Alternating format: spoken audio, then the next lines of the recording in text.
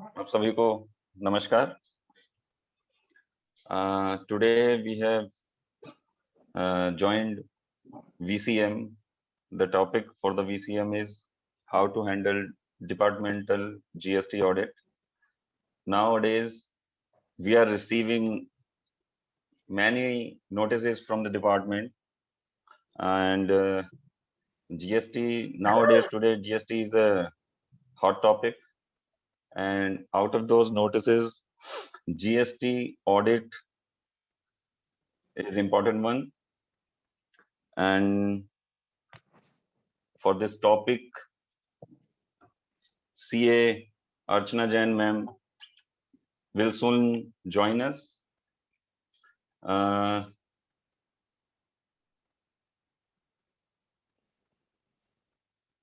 Now, I welcome our respected CIRC Chairman CA Atul Mehrotra ji. Sir, आपका स्वागत है. Our own Regional Council Member, Treasurer CIRC Rajiv Gupta ji from Meerut. Welcome, sir. नमस्कार जी.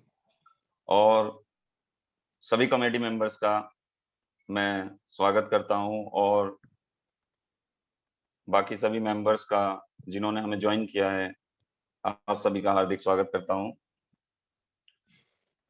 First of all, I would like to invite C. Atul Mehrotra sir for welcome address. Sir, please. Thank you, Pradeep bhai, for giving me this opportunity to interact with our members from our region. So, very good afternoon to all of you, my seniors in the profession, friends, colleagues, my regional council colleague Rajiv bhai, who is a very dynamic, dedicated, and committed team member of for a period 22 to 25, along with our other members who are with us. So I am fortunate enough that a younger brother like Rajiv bhai is with me, who is always ready, willing to work for our members and students. So friends, you should feel free to call him or to me as well whenever there are any issues relating to our members and students. Rajiv bhai has shown his willingness to perform, to do, to serve our members in whatever is being discussed between us regarding our during our meetings. He is always ready. Yes, मैं ये काम कर लूँगा, मैं ये काम कर लूँगा, मुझे ये करने में कोई दिक्कत नहीं है, मैं ये भी कर लूँगा. Often I think how he is managing a lot of responsibilities with him. So thankful, I am very much thankful to Rajiv bhai and Almighty God that he is with me, he is with us during this period, and I am fortunate as a chairman that dedicated person is with me, who is always ready to work for our fraternity, for our regional council, and even beyond that. So friends, before coming on the topic, I just wanted to share my personal views regarding the treatment, regarding the attitude of the GST officers with our members. It is not a case which is being discussed from last few days. I am talking about all those cases, and whatever will be in future in such cases, how to handle those situations, how to support our members, how to be in a position that if a person is found guilty of while performing his duties, then there we can't say anything. But as far as law is concerned, as far as legal procedure is concerned, as far as the proper investigations are concerned, we all are annoyed. We all are very much in of the view that these kind of situations should not arise in future, because we are partner in nation building. We will be serving to our clients, our nation, our public at large. There may be situations where there may be a question mark on our professional services, or there may be some lapses. There may not be some lapses, but even there, just to considering the soft professionals, we are being recognized. We have been recognized as a soft professional of the society. So it is it doesn't mean that we can't do anything. We are not able to show our unity, not from a reason, but on in pan India basis. So friends, just having few 2-3 things which are very important for all of us. The first point is that I have signed any document, whether it is true or false.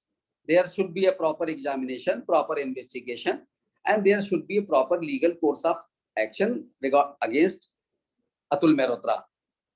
But what about the action if the government officers, departmental officers are equally found guilty of negligence?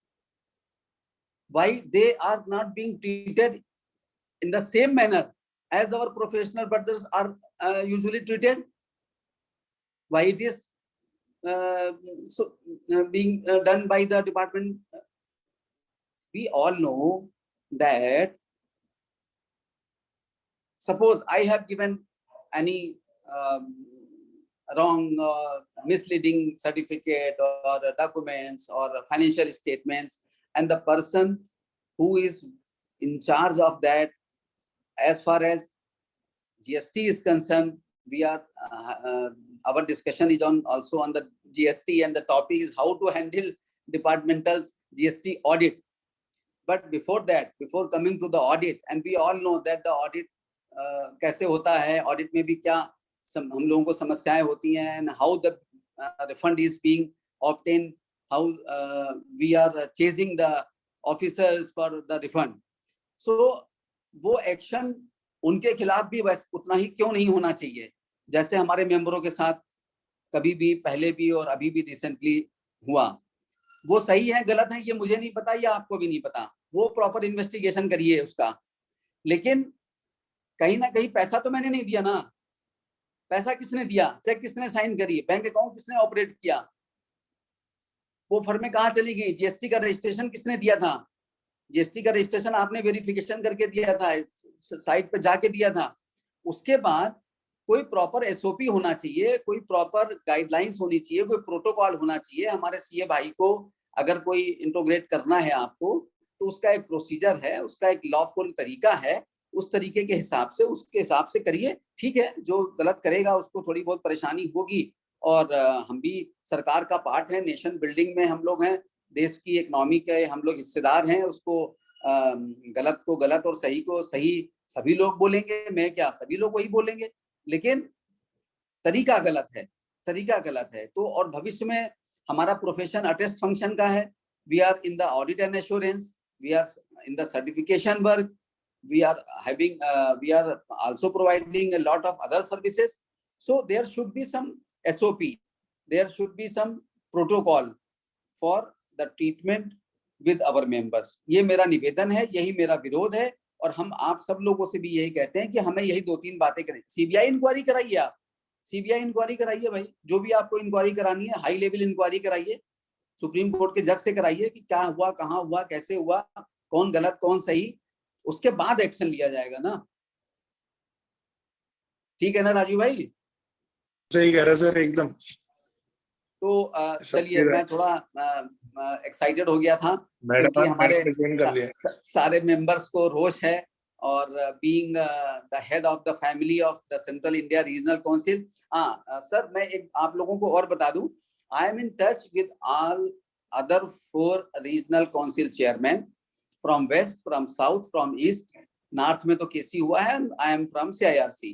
I am also in touch with our seniors, but as far as we have just received a mail today that we can't use or we can't represent before the police or other authorities using the letterhead or the banner of our ICI.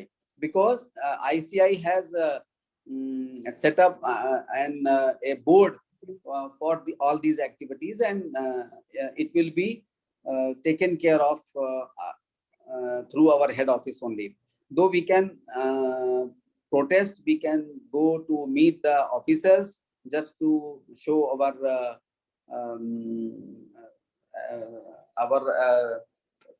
just to represent the case and just to request our departmental officers that these type of situations should not arise in future, and it should be well taken care of.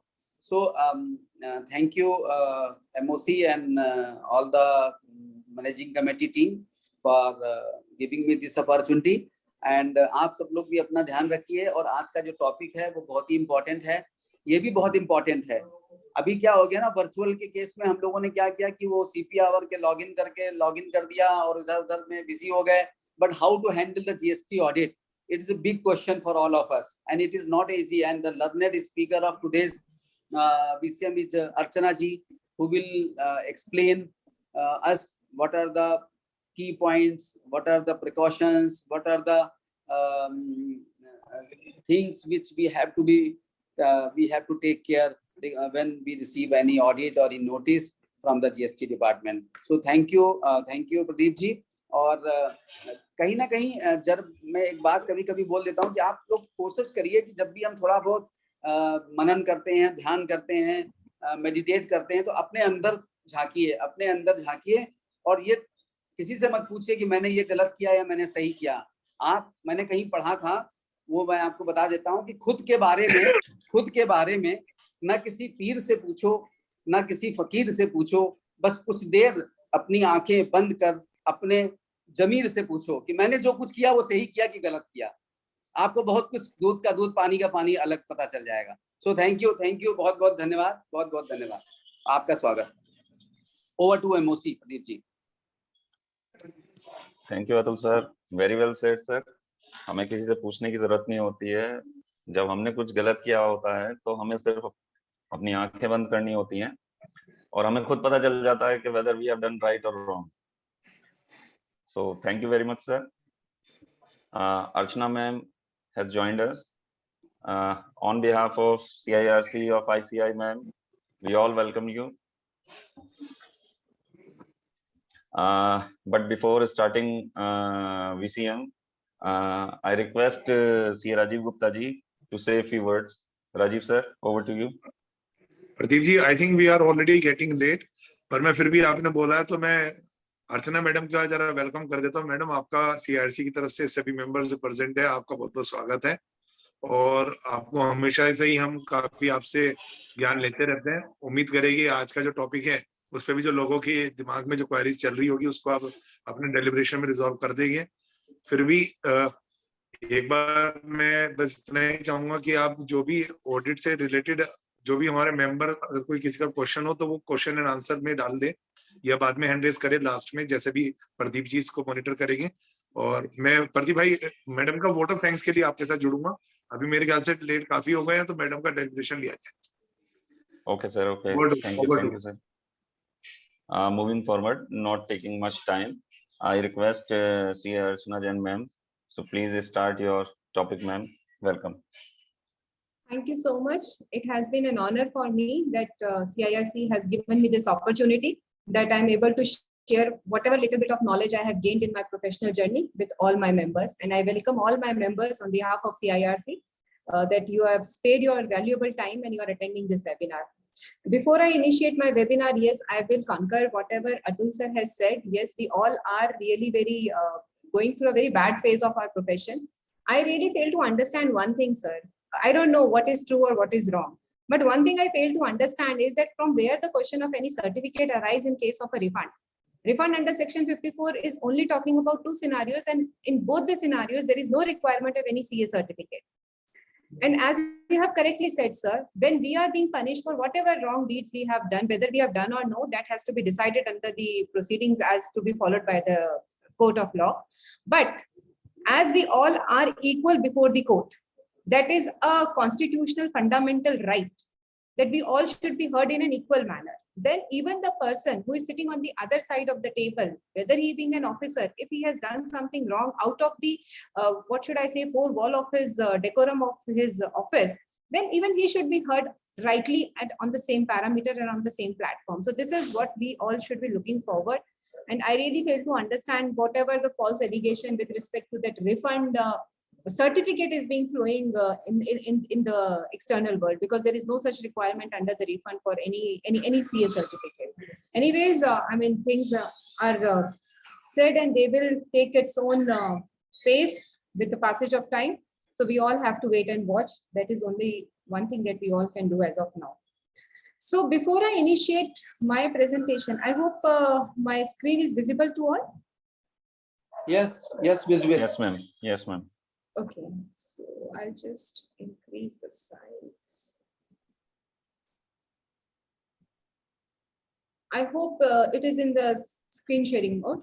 Sorry, it is in the slide mode. Yes, ma'am. Okay, so before I start, we have a very good strength. So any particular point that my audience would like for me to answer? So quickly, I'll just opening the forum for 2-3 minutes. Any queries that they are looking forward, because I know many of you must have received the GST audit notice by now, because now they are issuing notice to each and every SSC, and for 17, 18 to March 20, and even in some matters they have also issued up to March 21. So we must all have received the notices for GST audit, for the conduction of GST audit. And there is a different scenario under GST if I talk about. So they will give you an intimation that yes, we want to conduct an audit. They will issue a notice to you. They will give a detail of all the annexures or all the documents that are required to be submitted with the department so that they can conduct the audit. And yes, with that, what at times I fail to understand is that they will ask you to submit all these documents within a time span of 7 days or 10 days.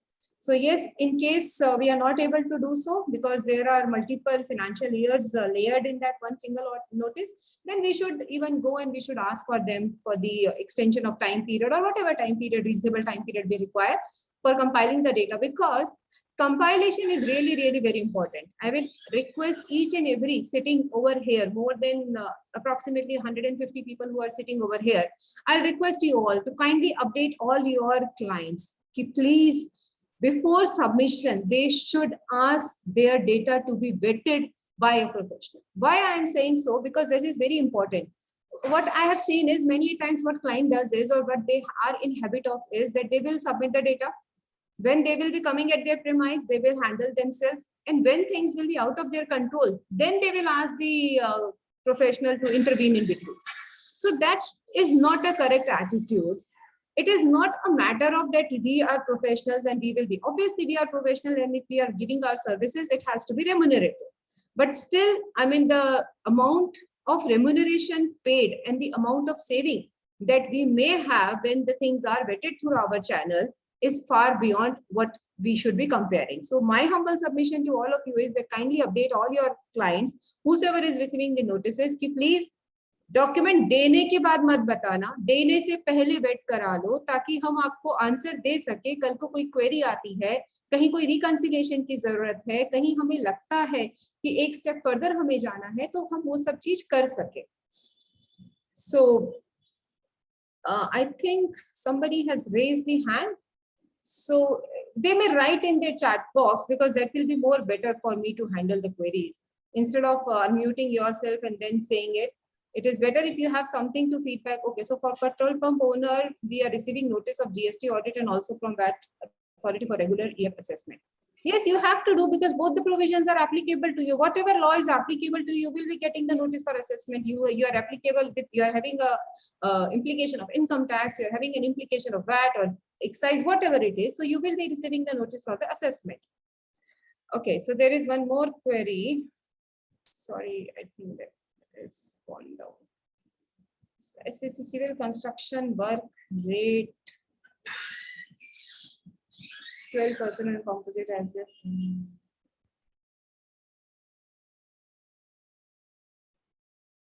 What is this query? I could not understand. And kindly please restrict your queries to GST audit perspective only. Don't ask another queries like the GST rate or HSN classification, because then we will be deviating ourselves from the topic which we are handling today. So we have two topics to be covered are the analysis of the provisions and how to deal with the issue. So what are the legal provisions? We all are aware that everything is written within the four walls of the Act.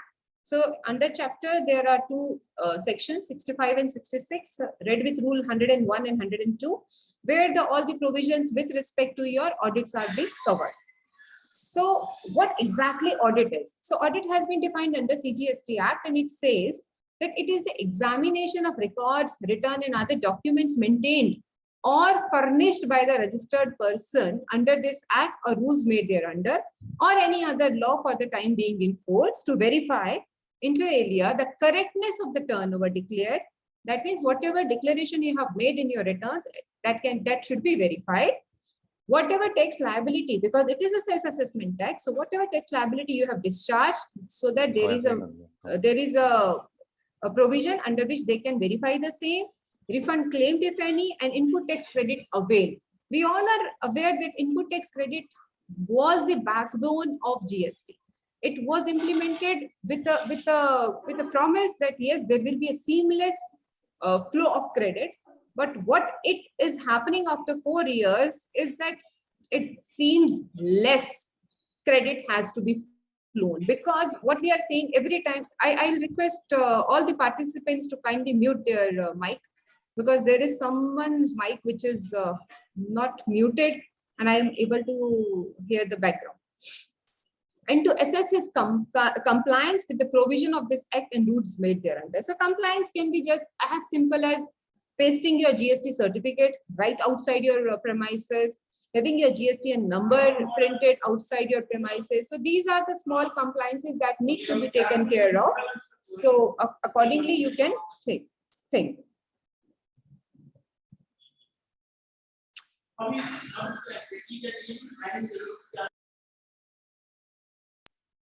So accordingly, audit implies a detailed examination of records, your returns, your other documents that are being maintained or furnished by the registered person. That means whatever information you are giving to them, that will be covered under furnished. Under GST law or any other law or rules, like if you may give them some form, income tax forms or income tax returns. So they are the documents which are being provided under any other law which is under force as on date. And for what is the main purpose of audit? Yes, you have to verify the correctness. That means whatever you have self-declared, the turnover amount, the tax calculated, the input tax credit availed, or any other assessment or any other compliance that you have done, because it's a self-assessment tax, so that all these aspects has to be verified. So the correctness of these things can be verified from whatever documents you are providing to the department.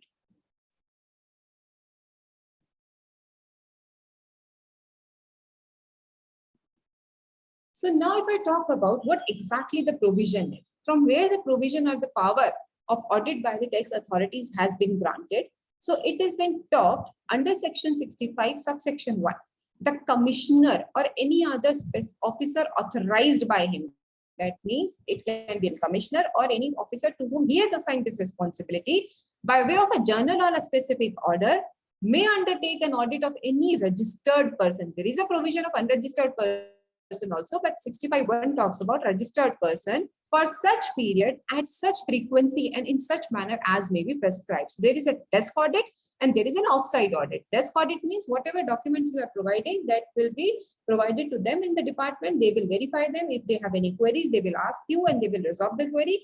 And if they feel good that, okay, there is no such requirement of visiting that person's premises, then they may conclude the audit at their desk itself. In case they feel, no, we have to go beyond these documents, we have to verify something else from the premise, so they have the option, they will be visiting the premise for the conduction of the audit or for the closure of the audit. So the officer referred in subsection 1, that means 6 subsection 1, may conduct audit either at the place of the business of the registered person. So this provision in itself is written in the law itself, whether they have to conduct a desk audit or they have to conduct an on-site audit. So either it will be at their own office premise or at the premise of the registered taxpayer. The registered person shall be informed by way of a notice not less than 15 days prior to conduct of audit. That means a clear indication is there. A clear mandate is there that a minimum of 15 days time period has to be provided, and it is not 15 days, it is 15 working days. That means your holidays, your national holidays has to be excluded from this time period of 15 days. So all these things are very, very important, because in case at times the question of any discrepancy is going to an appellate forum, then all these kind of things are very minutely taken care of, and they are at times taking the benefit side of the assessee also.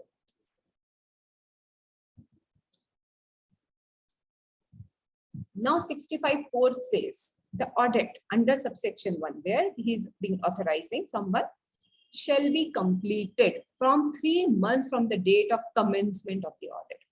Very, very, what should I say, vaguely or open-endedly words. What it says, 3 months, तो यहाँ पे देख के लगता है अरे अच्छा ठीक है 3 महीने, आज चिट्ठी आई, हमने डॉक्यूमेंट्स दिए, 2 महीने 2.5 महीने लगा दिए, उसको तो 3 महीने में कंप्लीट करना है क्योंकि वहां लिखा है कमेंसमेंट ऑफ द ऑडिट. नहीं, आप आगे जाएंगे तो उन्होंने कमेंसमेंट ऑफ द ऑडिट को डिफाइन करा है, और वो क्या कहता है अभी हम देखेंगे. So provided that where the commissioner is satisfied that the audit in respect of such registered person cannot be completed within 3 months.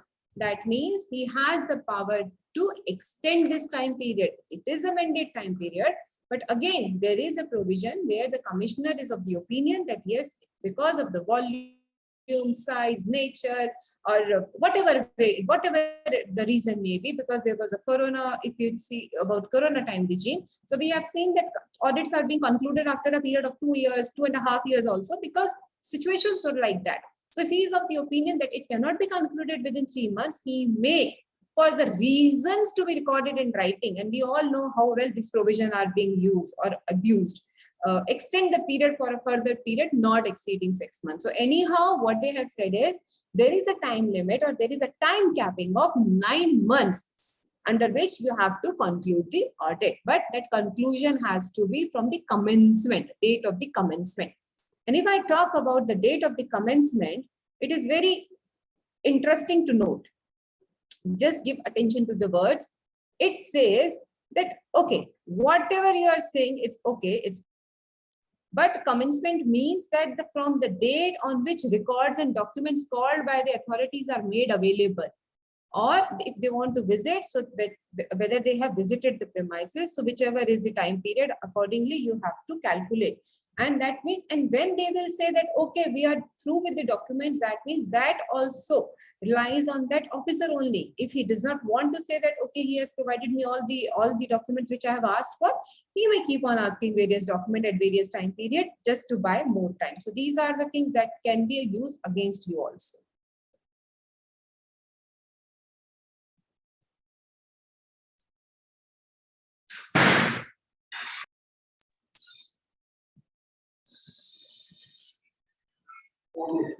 So during the course of audit, the authorized officer may require the registered person to afford him the necessary facility to verify the books of account. I mean, he should not be having any hindrance while he is working.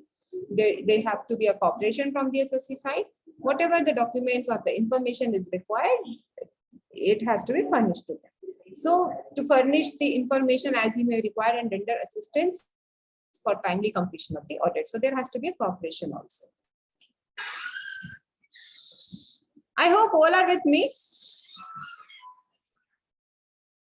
I hope it is making some sense to all, I suppose. I know it is a very theoretical issue, but when we have sure, to, ma'am. yeah, we have to read the provisions, because otherwise any such discrepancy will not be noted. Anyway, so for, now it comes to subsection 6. On conclusion of audit, the proper officer will, within 30 days, he has to issue a report from the inform the registered person whose records are audited about the findings, his rights and obligation, and the reason for such findings. So he has to give an audit note, basically what we call. Where the audit conducted under subsection 1, that means the first clause we are talking of, result in detection of tax not paid or short paid. Not paid means you have collected and you have not paid, or not paid means you have not treated it as a taxable supply completely. Or short paid means, suppose you have declared 100 rupees, but your actual liability was 110 rupees. So this 10 rupees will fall under the definition of short paid. Or erroneously refunded, that means your refund was not eligible, but somehow you got the refund, or the refund has been erroneously refunded. And we have seen many SSCs has received the notices under Rule 96 sub Rule 10, because during 2017, before October 18, because on 7th October 2017 only, the provision of deemed export was launched. And so that time there was no clarity how these things has to be worked upon, and how this merchant notification was also issued on that day. But again, with respect to merchant notification, whatever amendment they have made in Rule 96 sub Rule 10 was not in accordance with the provision of law. And so that was amended 5 times. And once the final amendment was done, which was never done retrospective, and the same has been mentioned under Circular 125 also. But I have seen many exporters have received the notices that whatever provision of refund has been granted to you under Rule 96 sub Rule 10, where you have used the facility of notification number 78, 79 under customs, or 40 and 41 under CGST, SGST Act, has to be returned back to the department along with the interest. Why? Because that refund was erroneously granted to you. And yes, we all are fighting the case, because that was not the real facts what has been mentioned under these notices. But yes, they have the power that they can even invoke this period, and even on the extended time period also, if they feel that something has been wrongly granted to the taxpayer. So the proper officer may initiate the action under 73 or 74. That means they may initiate a show cause notice for willful suppression or reasons other than willful suppression. So accordingly, they can assess you under section 73 or 74 as the case may be. Now comes the section 71 of CGST. That is the provision to access to business premise and record of the taxpayer. See, there is a difference between search and section 71. There may be a scrutiny, verification, or check as the necessary required action for the safeguard of the interest of the revenue. But there is a slight distinction, because in search, you have the power to confiscate the goods. But when you are going for a scrutiny or a verification check, you don't have that power to confiscate anything. Even you cannot retain, or you cannot ask any record to be taken back by you, because there is no such provision under this section. That provision lies only under this section where the search provision has been written, because there only you have the right to impound, or you have to confiscate anything, or any documents or anything that you deem fit for your further inquiry or further investigation.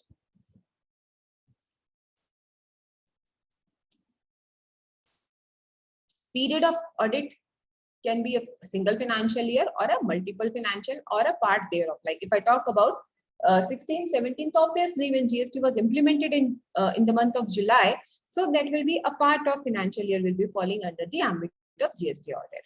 Where it is decided to undertake the audit of a registered person in accordance with the provision of the section 65, the proper officer shall intimate him or shall issue a notice in the form of ADT 1, that is your audit notice, in accordance with the provision of the subsection 3, because there has to be a clear mandate of 15 days and everything has to be informed, what all document is required to prepare, what all documents you are looking for. So every information has to be given in this ADT 01.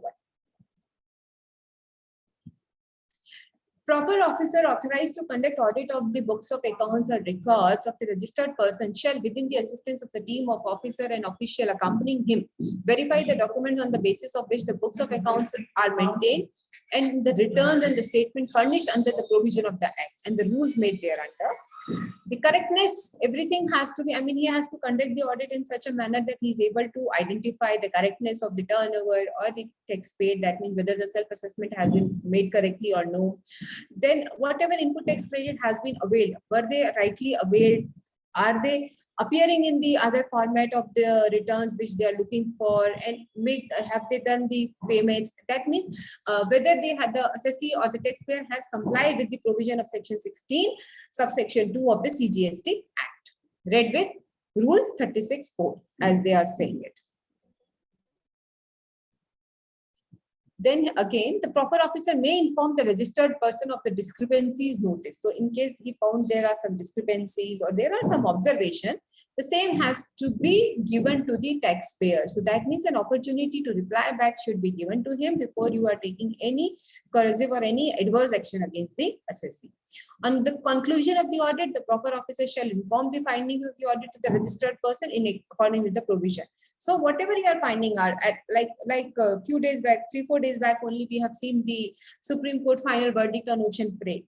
And that has been a very, very favorite topic, because I have seen at least 4 or 5 audits has been conducted in my matter, and there all the officers have the same opinion that whatever is due on ocean freight, ये तो आप जमा करा ही दीजिए, ये तो आपको देना ही देना है, इस पे तो आप देख लीजिएगा हमारे फेवर में आने वाला है. So we have said okay, whatever it is, so the day it will be pronounced, we are ready to give you, but before that, why we should give?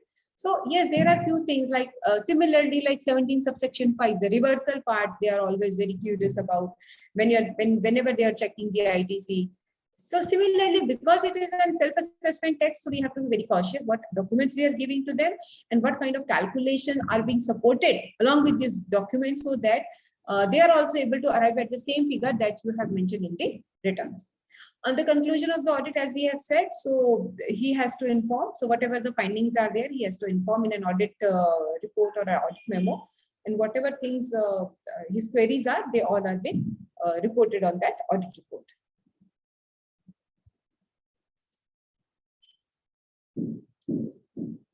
This section is very, very critical. Why I say so? Section 35 says that yes, there is a set of books of accounts that has to be maintained under CGST Act, and there may be a variation by taking into consideration the nature of the supply. And if you go through this Supreme Court judgment in the matter of Airtel, there also they have shown the importance of this section, because they are saying that your books of accounts are the primary source of information.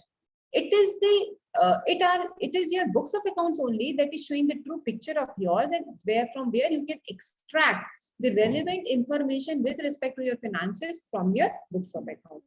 So because there was a judgment of Airtel which says that whatever non-compliance you have done in return by taking into the cognizance of the technical glitch or something was not appearing in the GSTR 3B auto-populated.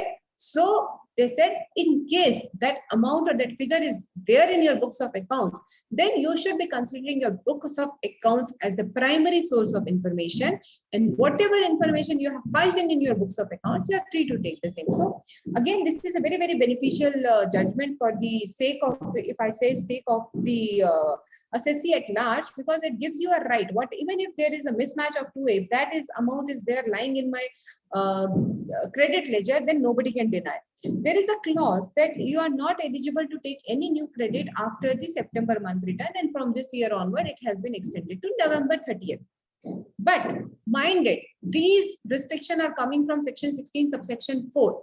And if you go back and open your BEAR Act or your legal statute, it says the word used in section 16 subsection 4 is take, and take is altogether different from avail or incorporating in your credit ledger, because all that things are governed by section 16 subsection 2, which is a non-obstante clause. So this is very, very important section, because why I am taking so much of time on this section particular, because most of the notices which you will be receiving for your GST audit And the favorite discrepancy that all the audits are having in common is your GSTR 1 and 3B mismatch. Amount of credit mismatch. Your 2A is not mapping with your 3B. Even I'm talking of 17-18 when 2A was not in existence also, but still they are mapping it. Your table 8A, which was not required to be filled up during these 3 years by CBIC itself, but they forget to update their department on the same. So they are asking for all these kind of mismatches that yes, you should be penalized, you should be paying interest, and you should be depositing the same. But nevertheless, the case is not the same. There is no such requirement.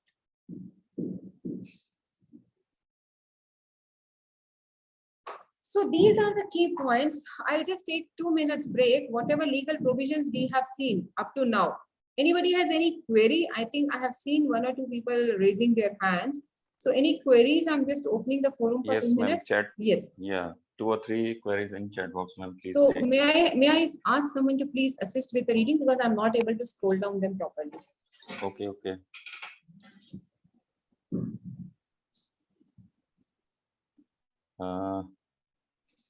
Mr. Ayush Agrawal asking, ma'am, what are the forms required to be submitted in GST audit for SSE, master profile and questionnaire?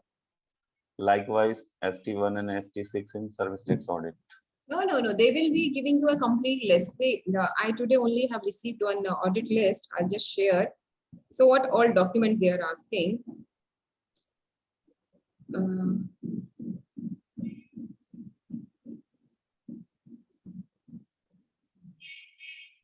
See, so they are asking your statutory audit reports, balance sheet, your trial balances, then your TDS returns, your VAT returns. If there is any copy of ITC register, that means we are also abiding this section 35 because ITC ledger has to be maintained by you. Bill of entry in case there is an import. Proof of payment of IGST at the time of import. I'm really finding it very, very funny because at the time of import, if you're not paying IGST, your goods will not be released at all. There is no such provision of having deferred duty under customs until unless you are a SEZ or FTWZ. But anyway, deposit of details of exports and the suppliers made to SEZ, whether it is for their authorized operations or no, and copies of BRC. Again, one interesting aspect, when you are making a zero-rated supply to your SEZ, there is no BRC that has been issued. Only what will be happening is an amount may be transferred in your NFE account, that is your foreign currency account, because the other party being an SEZ.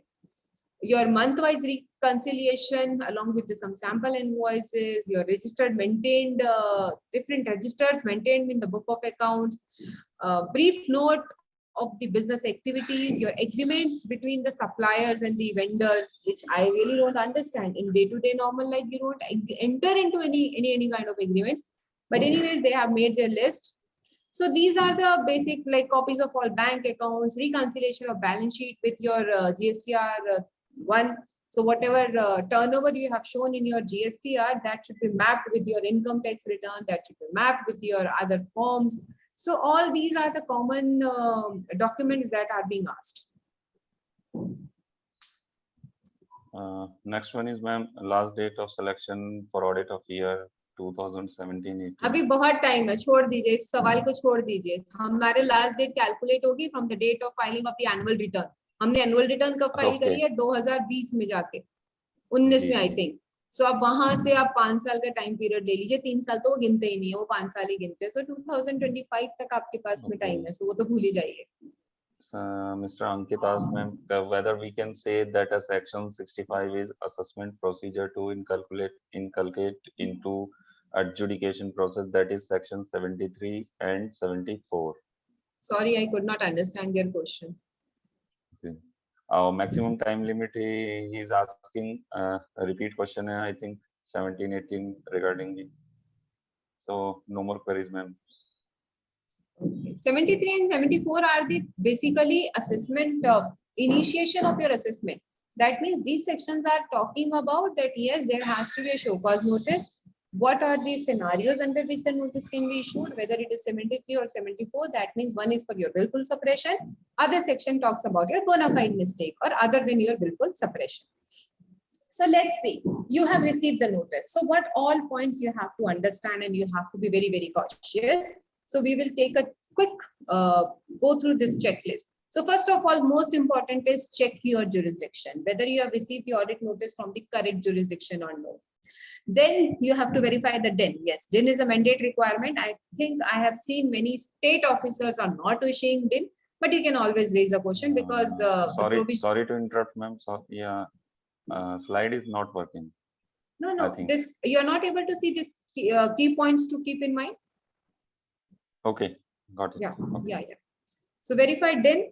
Keep all information documents ready and conduct a mock audit by self or a professional, which I have already updated you, so that all your reconciliations, all your documents are vetted. In case you feel there is a gap, so that gap, why the reason for that gap can be taken care of, or any explanation or any further inquiry or research is being done. So then the professional has the time in his hand, so he can do so.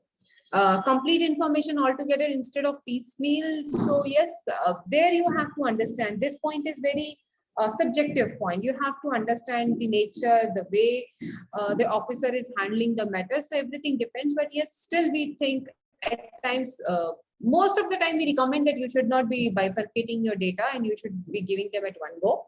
But at times we feel that in case in some matter or the volume of the data is so large that the officer may get confused. So we also suggest them to bifurcate the data year by year and submit the same accordingly. Because there should not be any rush of submitting unless you are very sure what you are submitting. Because once you have made a submission, then you will not be able to make any change. Obtain acknowledgement. This is very, very important. Whatever communication you are doing with the department, not for the audit purpose, as sir has also correctly said. Even if you are giving a simple letter for any intimation, kindly get the receiving of the same. Send it through registered post, send it through your email ID or over the mail, so that you have a trail that yes, these things were being in knowledge, they were already being communicated, so that tomorrow the suppression probability should be reduced. If payment is to be made for a litigative matter, pay under protest, mentioning the same in DRC 03. Very important. I know at times the intelligence division does not allow you to write the word under protest because they say there is no such provision. But there are a plethora of judgment under GST which says even if you have not written under protest, but if something has been done, the nature of the transaction is such that it will be deemed as it is done under protest. I hope it is clear up to now. Yeah, ma'am. Thank you. Yes, sir. Ma'am, can I take one more query? Yeah, please. Is there any penalty on late filing of Gst 9C? As on date, no late fees is appearing. There is a provision under GST law, but the portal is not yet updated. So, and you never know when they may update it, because every day. You are talking about general penalty of 25,000. Yes, sir. Yes. No, 9C or 9, they have a turnover based penalty also, no? But that is not yet been invoked. There is a threshold of penalty based on your turnover, 0.25% under each act. Something of this sort is there, but they have yet not invoked on the portal. So tomorrow when they are conducting the audit, they may raise this point, and they have raised this point. They have raised even the late fees for GSTR1, interest component, everything they are taking care under audits. Yes, pre-GST regime audits are still valid, service tax audits are still being conducted, and yeah, they are on the verge of completion of the same, but still they have the power. They have the power. No doubt there is a debate whether 173, the saving clause, has that clause or no, because even under service tax regime clause 5A, section 5A was inserted with some other thought process. So yes, ambiguity is there, but still TR Sahani case was there by Delhi High Court, which has stayed, but ultimately they have given the power, okay, they can do the audit. So yes, they can conduct the audit. I'll request the participants not to raise hand, kindly write down whatever you want to write. That will be a better way of communication. So department, I'll assume, as I said, rule 5A, itself was a saving clause. When that clause itself is non-existent, then how can something can be saved which is not into existence? But anyways, we should not go into this legal fight. But yes, they are conducting and they have given the power to conduct the audit.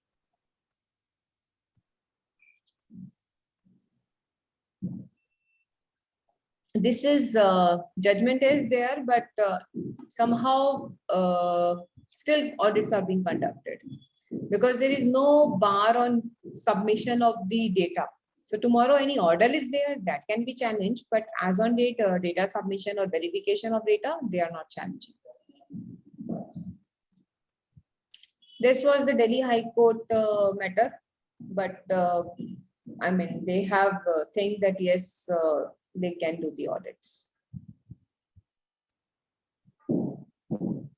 There are many now. Prime view, the expression instituted in clause E would imply the proceeding which stood already instituted at the time of repel.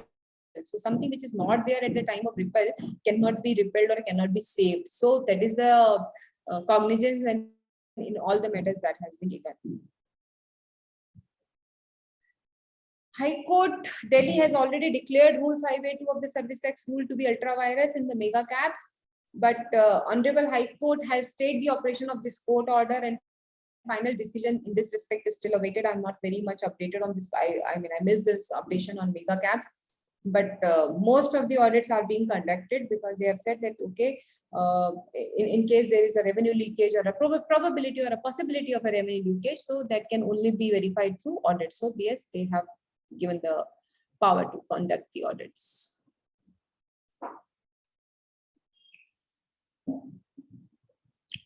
So these are the key observations. GSTR 2A 3B mismatch. This is one of the favorite. GSTR 1 and 3B mismatch, 2A and 3B mismatch. 17, 18, 18, 19 also they're asking 2A when the 2A was not born itself. Section 16.4, that means they are asking you to comply whether the other person has made the payment or no, whether you have made the payment within the timeline of whatever new credit has to be taken, has that been taken before the end of the 30th September or month September's return. So all these things has to be taken care of. Tax to be paid on net tax liability, that is section 50 subsection 1 and 3 they are talking of. How they have to calculate the interest component after this retrospective amendment and how the tax has to be paid. So what does net tax output liability actually mean? So all these things they are verifying, and that stands a part of a standard audit. Rule 9610 I've already discussed. Section 17 subsection 5 they're checking about the block credit and simple things. At times I have received a query that why you are taking the benefit of hotel in the same state. I said where the bar is. They said no, food and beverages, because food bill is also coming. Make a food and beverages has to be read as composite supply, not as an individual supply. It is not a mixed supply. And this landmark judgment of Mohit Mineral, where they have taken the shelter of composition supply, we all can understand how important this nature of supply is, whether it is a composite supply or a mixed supply. Table 8A of 9, I mean, this is again a very unwarranted provision, because Table 8A was not at all mandatory for 17, 18, 18, 19 and even for 19, 20. Then how come they are asking for the reconciliation and they are making a note of any discrepancy that they are filing, and they're even making people pay in case there is a shortfall? So I mean, these are the things that you have to update your client, and even you all have to get your skills sharpened with respect to GST audit, because this is not going to be an easy task. Yes, we have talked of this 2A 3B mismatch, equality before law. This I have quoted even when I was talking my initial deliberation with respect to the matter that is being undergoing at Gurugram. 19(1)G is your right to practice any profession. So any kind of thing should not be any hindrance in your livelihood, or they should not be acting as a hindrance for you to conduct your business. 308 talk about right to property, means your input tax credit is your property and you have the right. It is a vested right. So you have owners or you have power on that same. Freedom of trade, commerce, and this businesses intercourse business. So 301, Article 301 is again a safeguarding. So these are the legal parameters which may be required when you are drafting a reply for the audit notes. Is ITC a vested right? Yes or no? So again, that has been answered in brand equity and AVPAL electricals, that it is your vested right. And yes, there has to be a mapping, but you cannot outrightly reject. And today we have this, I think Kolkata High Court judgment only, where it says, even if your vendor has conducted some mistake, first go and catch hold of the vendor, then only come to me.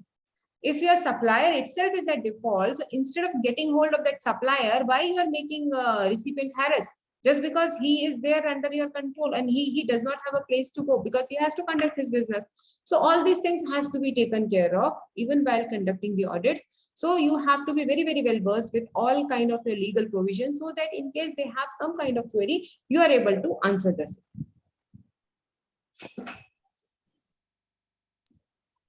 These are the case laws which I have mentioned. After discussing certain judgment of this court and other high courts, the high court has observed that the legal position was that right to claim ITC is not a vested right. So this is against TVS Motor Companies Act of Tamil Nadu. This is against SC. But yes, I mean, the facts are really nice. We should go through this judgment because then you are able to understand the other side thought process also. So it is very important to even understand and read the negated judgments also. Rule 36, again, that notification was there in somewhere in 2019, and by virtue of which they have amended Rule 36 sub Rule 4. They have given initial an extension of 20%, then they reduced to 10%, and then they reduced to 5% and none. So whatever they are saying, that whatever is appearing in your GSTR 2A, which is not a return, because there is no such thing of 1, 2, and 3, the flow of return that was initially pronounced. But anyways, they have taken a backdoor entry and they have legalized the GSTR 2A, and now they are asking, no, follow 2B. In some month when their portal is not functioning, they say, okay, follow 2A, but whatever is appearing in your books of accounts, you may take that. So it is at their convenience. Whatever they are doing for their own convenience. Is there a new question? No, ma'am. So any queries up to now?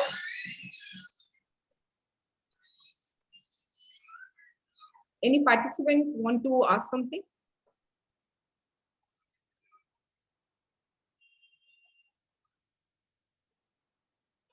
Mr. Prabhas Chandra asking, but in GST audit, officer may demand this. Same, ma'am, जो आप कह रहे थे कि लिखा हुआ नहीं है, but वो पेनल्टी के लिए डिमांड कर सकते हैं, इंटरेस्ट के लिए डिमांड कर सकते हैं, whatever he can. Yeah, they can. You have to be very well versed with your legal provision.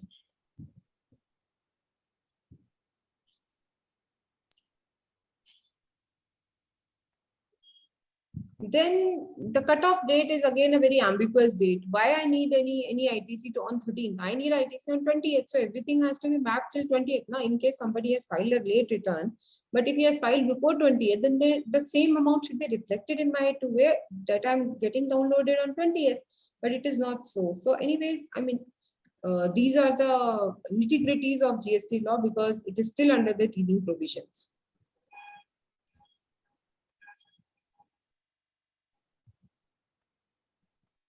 Ma'am, one thing is. Yes, sir. One thing I want to know, when we are filing GSTR 9C, तो 2A जो हम portal से download करते हैं उसका balance कुछ और आता है, 8A वाला टेबल में कुछ और आता है, वो ऑलवेज डिफरेंस ही रहता है मैम, उनका ही डिपार्टमेंट का ही मैच नहीं कर रहा है वो हमसे, फिर मतलब ये भी चीजें बहुत जो है वो डायनामिक है ना, वो स्टैटिक नहीं है, वो डायनामिक है, वो रोज चेंज होता है। जैसे ही आपके उसने रिटर्न भरी वो आपका अपडेट हो जाएगा, 2B फ्रीज हो जाता है। सो आई विल सजेस्ट आप 2B डाउनलोड करें।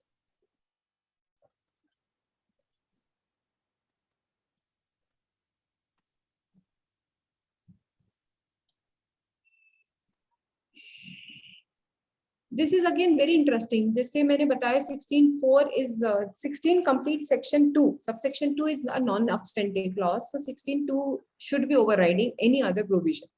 But anyways, again, 16.4 is again a negative provision. So what does it say? CGST Act is unlike section 16 subsection 1, even under section 16 subsection 2. 64 is again a non-obstante clause. So 2 and 4 both are non-obstante clause. So Honorable Supreme Court in the case of Infra Kumar Patodia versus Reliance Industries has clarified that the non-obstante clause has to be given restricted meaning, and when any particular provision which intend to overrides but refers to the provision of the statute generally, it is not permissible to hold that the excludes the whole act and stand alone by itself. So that means because the wording of 16(4) are in such a manner, so they have clarified that okay, it should not be read as standalone. It has to be read in sync with the complete act.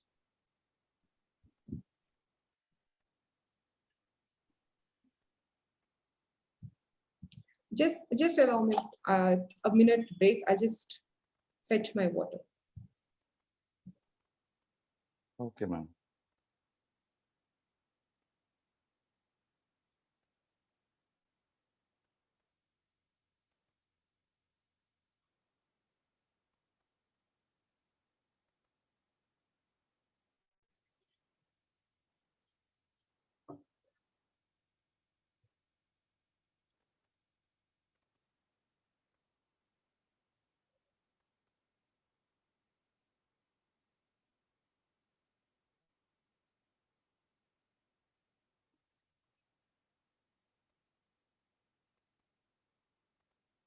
I'm sorry. So this is very, very important because now whenever you are receiving the notices for mismatch of GSTR 2A or even for that matter table 8A, so we should be referring to these press releases.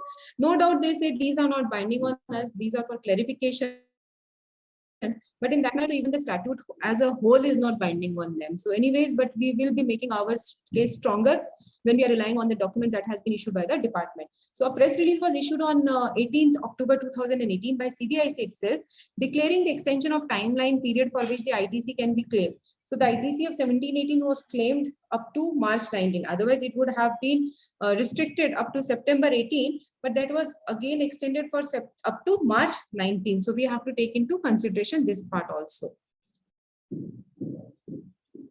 So now this is creating a huge confusion whether the GSTR 3B is a return prescribed, but again that has been taken care of now with the retrospective amendment in the matter of AAP and company, where now it has been decided that okay, 3B is a retrospectively amended return and you have to consider it as a valid return. Otherwise, if you see the initial notices, everywhere it is written in lieu of 3B. And even the background or even the minutes of the GST Council meeting also, they have said only for the time being until the 3 is launched, we are referring this 3B as a temporary solution, but the temporary solution has become a permanent solution.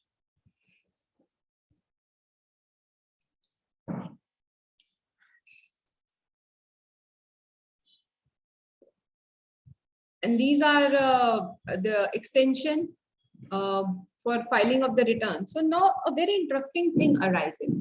When the department itself is extending the time period for filing the return, so can that then be a provision that you are making something happen, then you are also asking the taxpayer not to do it in a correct manner. That means, why I'm saying so, we have seen many a times that what people are doing is that they are saying, or department is raising a question that, see, you have filed the return belatedly, so I will not allow you to take the benefit of the input tax credit. Why so?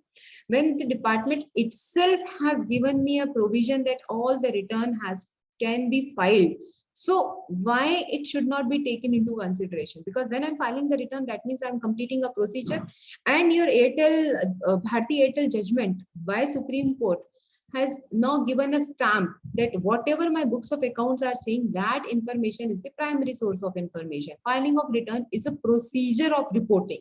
So in case I'm filing even a late return, so I'm paying the late fees or interest component, whatever the amount has to be paid on that component, but you cannot ask me to not to take the benefit of the credit.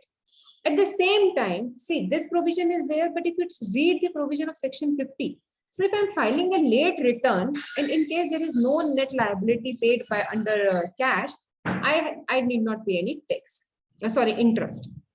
On the same line, if one of invoice is being missed out and I'm reporting that invoice in my later month return, then the department is asking me to pay the interest on that late payment. But again, I mean, this is ironical. When I'm taking the whole ITC on a later date by way of filing a late return, I don't have to pay any interest in case there is no outflow of cash. But on the same time, if I have missed out something and I'm reporting it in the next month or any other time period, then I have to pay the interest because it will fall under short paid. So again, that has to be questioned and that has to be challenged, because the intention of the law is not. You cannot have identify two similar things on two different footing. So that has to be taken care of.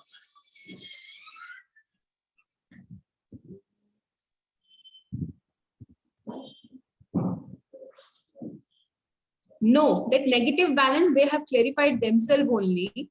That negative balance was due to the mismatch of the import. Suppose you have imported something and you have paid duty on 31st March, but the goods has been received on 1st of April. So as per the provision of section 16, because you have not received the goods, you are not eligible to take the credit. So you may have reported that credit in some other time period. So these 8D was particularly with respect to your unavailed credit. So they have said that even if there is a negative figure, you don't have to pay because that has been taken care in some other time period. And that is because of the basic difference of the condition that has been prescribed under 16.2. So that also has been taken care.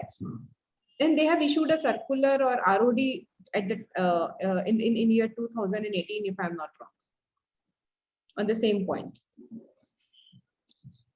हमें सबको कहा गया है कि हमें कानून हाथ में नहीं लेना चाहिए. आप सब एग्री करेंगे मुझसे इस बात पे कि yes, we should not take the law in our hand. But trust me friends, GST law book कानूनी है, उसको रोज उठाना पड़ेगा. अगर आपको GST की प्रैक्टिस करनी है और आपको अपनी GST की प्रैक्टिस में पायनियर होना है, तो आपके पास कोई चॉइस नहीं है सिवाय अपडेशन के, सिवाय रोज एक्ट को पढ़ने के या उसके प्रोविजंस को पढ़ने के. बिकॉज बहुत छोटे छोटे से provisions. If I talk about section 70, 4 लाइनों का सेक्शन है और जिंदगी हिला के रखी हुई है उससे सारे टैक्स पेयर्स और असेसरीज की समन अंडर सेक्शन 70 से. जैसे किसी के पास समन आता है, मतलब समन आ गया और उसमें लिखा भी होता है it is a judicial proceeding as per CPC act so and so to I think 195 and 212 of the CPC act. But वहां पे क्या लिखा वो उसको ये ऑफिसर्स ही फॉलो नहीं करते. तो जब तक आप अपने आप को अपडेट नहीं करेंगे कि सीपीसी क्या कहता है, सीआरपीसी क्या कहता है, सीआरपीसी और सीपीसी के वो प्रोविजंस जो आपको यहाँ पे भी लगते हैं, अगर आप उनके ऊपर अपने आप को अपडेट नहीं करेंगे तो I mean it will be really difficult for you to represent your client also and to safeguard his interest also. So ये वाला कानून तो हमेशा हाथ में लेना पड़ेगा. Section 16, subsection 4. Very interesting fact because I have highlighted it earlier also. The word written over there is take. And there is a difference between take and avail. Now, though section 50 has been retrospectively amended with the word utilized, availed, and utilized. But earlier there was a discrepancy. And if you see the wording of section 16, subsection 2, and if you see the wording of section 16, subsection 4, there is a difference. There it is eligibility criteria for availment. And here it is written take. So take can be taken into consideration from section 35 of books of accounts and your self-assessment tax. So very critically, you have to analyze each and every provision. So Supreme Court in the matter of MRF has held that person may have a legitimate expectation of being treated in a certain way by the administrative authority, even though he has no legal right in private law to receive such treatment. The expectation may arise either from a representative or a promise made by the authority, including an implied representation, or from consistent past practice. The doctrine of legitimate expectation has an important place in developing law of judicial review. Why it is written so? Because when the GST was announced, there were two promises. One was that there will not be any retrospective amendment. But we have seen there are n number of retrospective amendments. Wherever there is a flaw in the law, they will retrospectively amend. Section 7 was amended. Even Supreme Court has decided the Kolkata Club case in the favor of SSC that yes, law of mutuality has to be considered, but then they have retrospectively amended Section 7. definition of supply in such a manner that even now the club and the members are included. They have specifically made this inclusion. So I do fear again one more retrospective amendment with respect to your ocean freight. So this says the earlier provision which we were talking about, it says that there is an expectation. So that when GST law was implied or was implemented, there was an expectation that there will be a seamless flow of credit, not seamless credit. Seamless is what current scenario is.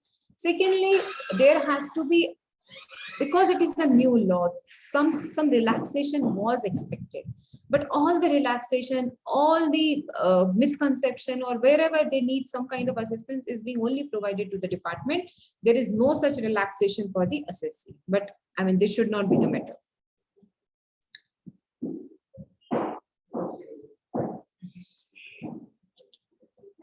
So this is with respect to section 50, subsection 3. It was amended way back in 2021, but finally it was enacted by Finance Act 2022. But finally, yes, better late than never. This has been correctly fitted for this GST amendment of 53, because that was in favor of assessee. So they have taken almost 4 years to retrospectively amend it. And anything which is in favor of revenue, they'll just at the swing of a magic wand, and they'll make the amendment, and that will be immediately amended and immediately made applicable. 9610 is a very complicated issue, but yes, you have to see. And again, there is a law of impossibility. That means one should not be asked to do what is impossible. So when the amendment itself took 5 times amendment, and even the officers or the lawmakers were not clear with the intent, what they exactly are looking for, because section 96 subsection rule 96 sub rule 10 was 5 times amended within a time span of 1 year, less than 1 year, I should say. And final amendment 54/2018, which was done, again, that was not retrospectively amended, but all the notices after the Cosmos case law of Gujarat High Court, they have landed up in such a manner that they think no, that even the last amendment notification, by virtue of which they have finally, what should I say, have nailed that provision of 96 sub rule 10, has been retrospectively amended, which is completely against the clarification issued by CVIC itself under para 54 of Master Circular 25, where they themselves have confessed that this amendment is not retrospective, but still intelligence wings, even the adjudication wings, your jurisdiction officers are also issuing notices with a retrospective mindset in their mind. So yes, many of your clients who are exporters, basically this notification is only this provision is only affecting the exporters, not even the inverted duty structure. So they must have received this notices, because I'm handling many of from Mumbai, Kolkata, and South India. 17 subsection 5, again very, very important. Even if there is a judgment of normal loss, now even the court under GST regime has given that judgment, but they have again a very, very simple answer. That is only having a value, that adds a value to argue, but they are not bounded. That does not set as a precedent if the High Court is not of the same state. So in case something has been decided by High Court of, let's say, Delhi, so even the officer sitting in Mumbai may say it is not a precedent for Mumbai. It has some kind of emphasis value, but it is not a precedent.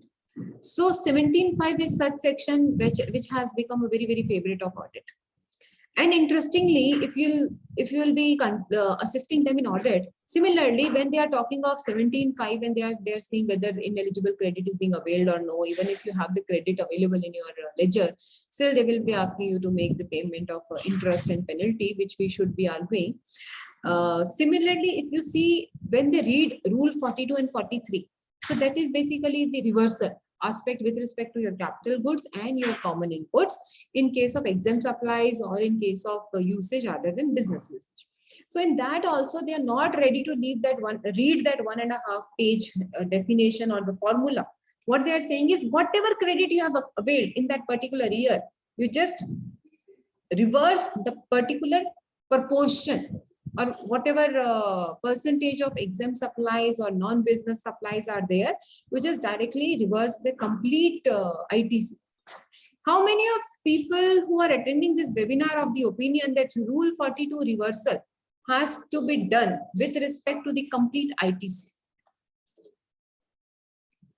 Is anybody sitting over here is of the opinion that whatever reversal we have to do with respect to 42, that is on common credit, has to be done entirely on whatever credit we have availed? Kindly write your feedback in the chat box, please. I would like to understand the understanding what this forum is having.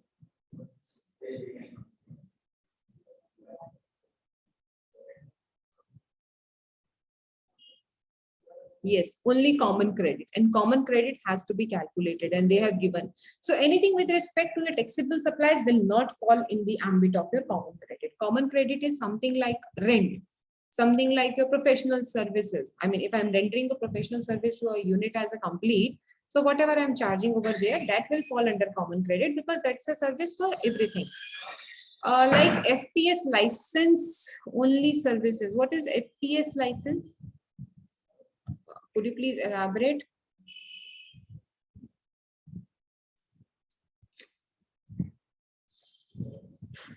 Are you talking of the scripts license, MEIS and SEIS? I'm of the different opinion. You are not doing anything. In case you have any consultant appointed only for the license, because they are exempt, then you should be reversing. And in case you don't have a license, I mean consultant, and you're yourself are filing an application and you're getting your DGFT credits, then there should not be any reversal because you have not indulged anything. You have not used anything in common for these license. Today now the license has been stopped by the government. This is something as an revenue or as an incentive. So any incentive even as per section 15, you don't have to consider it. So my opinion is different, that yes, CO audit fees is with respect to complete audit. Your audit has nothing to do with your MEIS or SEIS. If I'm issuing a certificate with respect to my MEIS or SEIS and I'm charging something, so that has to be taken only in consideration to that, and that should not be included in your credit. So that complete credit has to be denied. So that is the only thing. There is no requirement, because additionally I am not doing anything to earn these scripts. These are just like discount I'm receiving, and on discount as per section 15 also there is no. Please brief rule 96.10. See, rule 96.10 is with respect to refund, and we will be now surpassing our topic. So if time will permit, definitely I'll try to brief on rule 96 of rule 10. So this is reversal. You have to be very cautious in case your hotel bill is there, where food is as a composite supply, there is no reversal. You are eligible to take 13-seater and plus sitting capacity. You are eligible to take the credit of motor cars or motor vehicle, and similarly other things allied to that. And again, one ambiguity is there with respect to the last limb, where it is written with respect to canteen services and travel and LTG. So that proviso that has been added, my humble submission is that that has been added for all the three, because if you see before amendment, already for first A and B, that proviso was there. Only thing that was missing was for the LTG, the leave grant. So now they have added that leave grant also, but what they have done is they have added semicolon at the end that makes to be read the last proviso only with the sync with C, but it is not the case. आप अगर act सामने रखेंगे तो जहां पे आपको 17.5 के अंदर क्लॉज CD है, जहां पे travel allowances, food, canteen services, or even insurance and other services which are a mandate requirement under a provision of any law, like Factories Act may you have a mandatory requirement after a threshold of employees that you have to have a canteen service in your premise. Similarly, if you're operating under a place shop and fixed establishment act, And if you're operating 24/7, so there also you have certain obligation like providing food, providing transportation facilities. So in case there is an compulsory under any act, then whatever credit you are giving, that should be allowed to you. Similarly, if I talk about this post-COVID scenario, where even the medical insurance has become a mandate, so even that credit should be allowed, and it is allowed. I mean, yes, you may have to fight at times because not easily digestible. It is very easy to understand 17.5, but in case assessee wants to take an additional benefit, it will not be taken.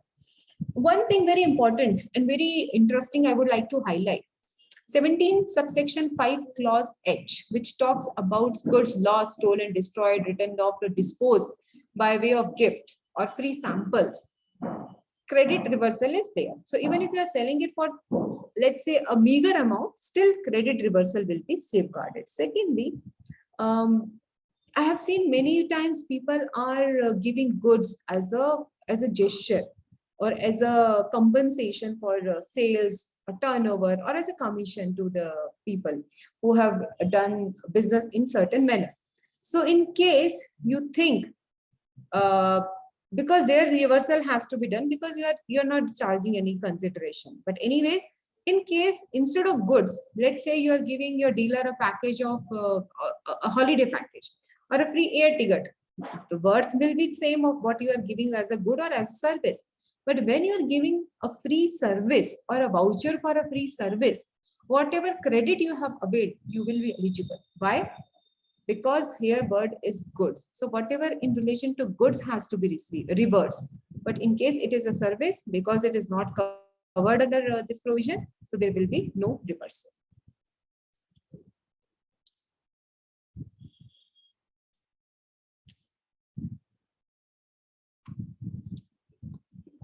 This 8A, very critical table. So 2A invoices plus debit note minus credit note is what you have shown in table 8. So there may be a mismatch. Suppose your GSTR1 by your supplier has not been filed. So similarly, this amount will be different. But anyways, that table was not compulsory at all. So you can always take the cognizance. This table was not required to be submitted also. So this is the portion I have highlighted because I have seen all the notices are having the same thing, that this has to be there, and figures are whatever figures are auto-populated. So there is a mismatch or discrepancy, so you can take help of these. So with this, we have ended our deliberation, and in case we are able to take your queries over here also. And in case you feel that still something is left out, so these are the contact details you can connect me with. I don't very often reply to WhatsApp, so please kindly mail me the query or send me a normal message. I will see that. There is a query with respect to transportation of goods. Why the ambiguity is there? Transportation पे तो कभी भी बार नहीं था. पहले भी 1 फरवरी 2019 की amendment से पहले भी ट्रांसपोर्टेशन ऑफ गुड्स पे सब कुछ अलाउड था, आज भी अलाउड है. Ayushi has raised her hand, so I'll leave this to the panelists, to the organizers, how they want to take further from here. I am done with my deliberation. Ma'am, there is one more query. Royalty deducted by government from civil contractor bill, liable to reverse charge. So royalty has to be understood because royalty is a very typical subject. Mining पे royalty पे अलग-अलग divergent view है. So I cannot answer in yes or no. It depends on the facts. क्या royalty है, किसकी royalty है, whether it is falling under the definition of royalty or no. So everything has to be understood because one high court, one AAR has said there is no fees, other AAR has said there is a fees. So it depends upon fact to fact. Okay. I cannot simply answer over here. I'm sorry. Okay. Sand and stone, Dinesh Chandra ji. I can understand it is with respect to mining, but you have to read. I mean, I have to read because certain aspect, it is very clear that you have to pay a GST of 18% on mining rights because it's a license. It is a right. So if you'll ask me prima facie, it seems that yes, royalty is taxable because it is covered under the definition of license. And there is a very thin line difference between license and fees, but mining will never come under fees. It will always be a license, because after making some consideration, you are getting right of exploration. So that means you are getting some benefits. Similarly, telecom, if I talk about, so there, in case you are paying and you're getting some benefit, or you're getting something which can be again further sold, then definitely GST is applicable. This is the prime consideration. Then I have to see, I mean, the product wise, everything I cannot comment right away.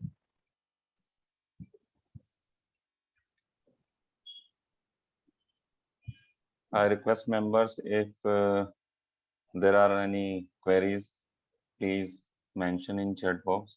Yeah, in case any further queries are left out with respect to GST audit, or 5 minutes I'll just take for 9610. So 9610, somebody has asked me, 9610 is with payment of taxes. When you are exporting or when you are making a zero rated supply with payment of taxes, then you are getting the benefit of refund or the benefit of rebate under Rule 96. Rule 96 talks about automatic route. So Rule 96, 1, 2, 3, 4, 5, 6 are there, which governs the various aspects of your refund on automatic route. That means from custom, you're making an export with payment of taxes and you're getting a refund automatically in your bank account once your returns are being processed. Then there is a provision of Rule 96 of Rule 10, which says, अगर supplier ने benefit लिया है कौन सी notifications का 78, 79 of customs यानी advance authorization और EOU units, वहां पे अगर ये इन notifications का benefit लिया है जहां आपको where you have the provision of importing goods without making payment of IGST, or you have taken the benefit of notification number 41 and 42, 40 and 41. 40 is your deemed export under GST and 41 is your merchant export. That means there also you have procured your goods either without making any payment of IGST or making a payment of 0.1% of your IGST. In that manner, they say, because we have already given you the benefit of non-payment of IGST, or we have given you the relaxation of non-payment of IGST, you will not be allowed to use the route of automatic route. So they says, in case you have used any of the benefit of these notification, then you should not be exporting with payment of IGST. In case till the accumulation is there, then you have to file your refund application under Rule 89, Sub-Rule 4, 4A, 4B, or whatever the case may be. So this is the basic distinction. Because what they believe is that then it may amount to double taxation, double relaxation or double benefit. Because they say you have not made any payment of IGST, whatever domestic procurement you have done, you are getting the refund. But I would like to make them aware, if you read the provision of law, there is no distinction under the definition of input tax credit, that this distinction has to be made with respect to domestic supplies or with respect to foreign supplies. Everything which falls under the ambit of definition of input tax credit as defined under section 2, that will have to be taken into consideration. So, I mean, I don't know from where they have drawn this analogy of double benefit, but as such, there is no such double benefit. But yes, until and unless Supreme Court gives a rest to this issue, there are n number of notices that has been issued with contravention of 9610, alleging the contravention of 9610 and asking the taxpayer either to refund back or to make the payment of duty today and take the credit. They have said that it is very simple. Okay, because there is a retrospective amendment under Rule 96 by virtue of notification 16/2020 dated 23rd March 2020, where they have said, okay, fair. If you want still to take the benefit of route of automatic refund, that is Rule 96, then you may do one thing. Whenever you are importing, you still may avail the benefit of non-payment of custom duty under various notification, but discharge your IGST liability, take the credit of the same, and then you can export everything with payment of duty. Even if you have accumulated IGST from your domestic procurement or input tax credit from your domestic procurement, you will be able to utilize the same and you will be able to export the goods with payment of IGST. So this amendment has been incorporated retrospectively. So they say, okay, we have amended the law. So now even if today you want to make the payment for any contravention under 9610, kindly make the payment of IGST, take the refund, take the credit, and you can use it in the later period. My humble question to all the officers: have you implemented this change under custom? Will my bill of entry will be modified? Because there is a certain provision for the modification of bill of entry. My bill of entry has already crossed 1 year. I may have surrendered the license under which I have imported. All my license has been endorsed with those bill of entries. How can I make the payment today? How can I reopen my license? How can I make the payment of IGST on those bill of entries and get them modified so that I can take the credit today? I mean, I don't know which magic wand they expect we taxpayers have. So this is the whole scenario of 9610. I hope Ms. Ritika has asked me this query.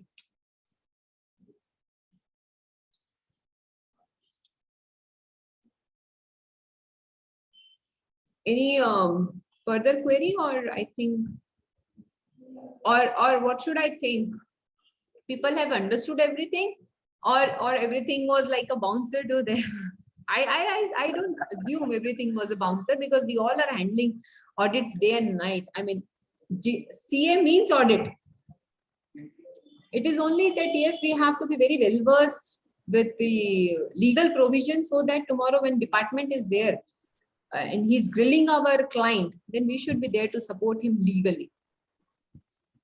Apart from anything else. Actually ma'am VCM में और physical seminar में बस ये difference होता है कि VCM में कुछ लोग जो है पूछ नहीं पाते हैं, या और फिजिकल सेमिनार में जो है एकदम जो है वो आई टू आई कांटेक्ट रहता है, तो उसमें जो है बहुत इजीली जो है अप्रोचेबल होता है। तो एक थोड़ा सा डिफरेंस ये भी है। एक थोड़ा सा ये भी होता है मैम, जब कोई चीज प्रैक्टिकली आती है तब हमारे दिमाग में क्वेश्चंस आते हैं। अदरवाइज ये है कि हम लॉ को रीड कर रहे हैं तो वो प्रैक्टिकल सिचुएशंस हम उस टाइम पे हम सोच नहीं पाते हैं। बट सर अभी तो सबके पास नोटिस आ गए हैं। I am handling at least 25 to 30 notices right now also for audit. I mean, Delhi is bombarded with notice. मुझे नहीं पता, and हर तरफ से every city ma'am, every city GST department is also है। So अभी भी मैं जब ये वेबिनार ले रही हूँ, one message popped, मैम वो कल ही मांग रहा है सारे document. I said okay, wait करो। So anyways, so yes. I think we should conclude now, ma'am. There is no more queries right now. So thank you very much, Archana ma'am. I wish आपकी guidance जो है definitely will help in assessment proceedings and in working of our members. So I request CA Rajiv Gupta to kindly say a few words as a vote of thanks to madam. Rajiv sir has always been very motivated and supporting person. I mean, we are learning so much from him, and he's always guiding to the youngsters. And also, I mean, I'm obliged that he has given me this opportunity to be here on CIRC platform today and deliver my little bit of knowledge that I have gained in my professional journey with you all. Thank you, sir. Yes, sir. Over to you. Rajiv sir. Hello, Rajiv sir. Madam बोलो thanks मुझे की भाई। तो मैं सबसे पहले madam को बोलना चाहता हूँ समय करना, और आपका नो डाउट हर बार की तरह आज का भी जो डेलिब्रेशन था वो बड़ा यूजफुल रहा होगा सबके लिए, और मैं तो आपको हमेशा से फॉलो करता ही हूँ। साथ ही साथ जो अभी बात चल रही थी, प्रदीप भाई ने बोला यहाँ पर कि भाई VCM में थोड़ा सा कुछ जने प्रॉब्लम क्वेरी पूछने से थोड़ा सा रहता है कि यार फेस टू फेस में आराम से पूछ पाएंगे, लेकिन फेस टू फेस में मैंने देखा है मैडम को लंच के टाइम पे, डिनर के टाइम पे भी लोग क्वेरी पूछते रहते हैं। तो कई बार ऐसा होता है कि ऑफिशियली पब्लिक प्लेटफॉर्म पे पूछने में और अपनी पर्सनल डिस्कशन में लोग ज्यादा बिलीव करते हैं, तो वो तो एक बेनिफिट है फेस टू फेस का जो भी वेबिनार होती है। बट नो डाउट आपने मैडम अपना कीमती समय दिया सीआरसी को, उसके लिए आपका बहुत धन्यवाद पूरी टीम की तरफ से। और हमारे जो मॉडरेटर आज के प्रदीप पनवार जी, जो कि मेरठ से ही है इटसेल्फ, और बहुत डायनेमिक पर्सनैलिटी है, हमारे पास चेयरमैन रहे हैं मेरठ ब्रांच के, तो उनका भी बहुत आभार कि उन्होंने बहुत अच्छे तरीके से वेबिनार को कंडक्ट किया। और सभी मेंबर जो कि जिन्होंने भी पार्टिसिपेट किया है, जो इस समय हमारे साथ जुड़े हुए हैं, उन सबका भी बहुत बहुत धन्यवाद सीआरसी की तरफ से। Thank you. Thank you Rajeev sir, thank you Archana ma'am. Thank you so much. Thank you. Thank you ma'am, thank you. So we are concluding, right? Thank you everyone who have joined us. Thank you very much.